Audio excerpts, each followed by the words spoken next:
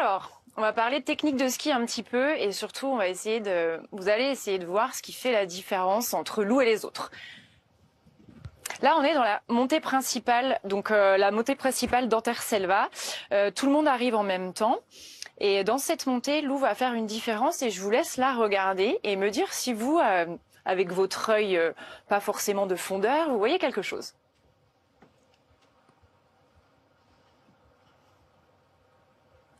Qui parle en premier? Est-ce que vous voyez quelque chose? C'est pas facile, hein? Le planté de bâton. Allez, vas-y. Le planté de bâton. Non, on a dit qu'elle n'avait pas le même rythme. Elle a beaucoup plus de fréquence avec ses bras. Oui. C'est vrai, une histoire de fréquence. Il y a aussi une histoire de pas.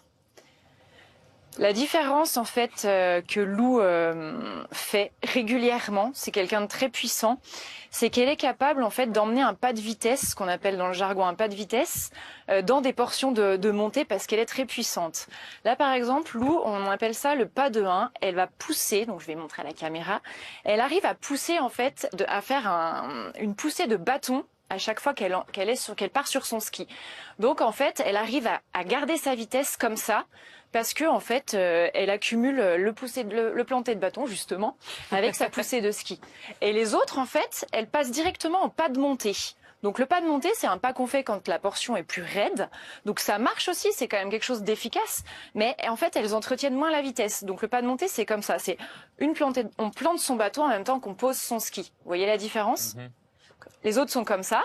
Et Lou, la différence, c'est qu'elle fait comme ça. Et en plus, elle met beaucoup d'angles.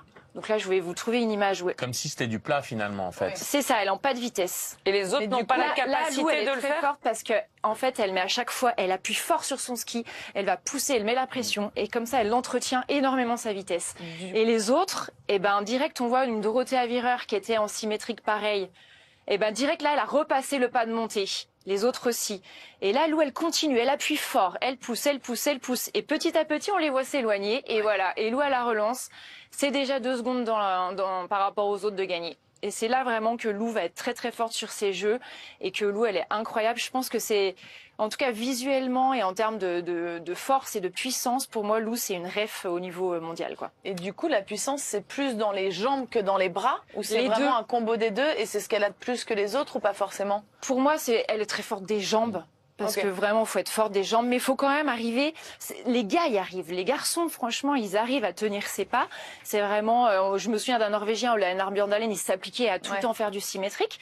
À un moment donné, si par exemple une fille comme Kirkeide se dit, je vais essayer de faire pareil, ça marchera peut-être pas. Elle va lâcher peut-être. Parce qu'en fait, elle a pas assez de puissance, elle entretient pas assez sa vitesse. Donc ça, c'est tout un travail technique qui est fait en amont par les coachs et Lou et les Français notamment travaillent énormément la technique pour être en capacité après, même chez des femmes, de tenir ce genre de pas qui est quand même assez exigeant. Mais elle le tient facilement parce que pour elle, c'est devenu fluide en fait. À force d'en faire à l'entraînement, c'est hyper naturel. Donc voilà ce qui fait la différence de Lou et ce que vous reverrez maintenant à chaque fois.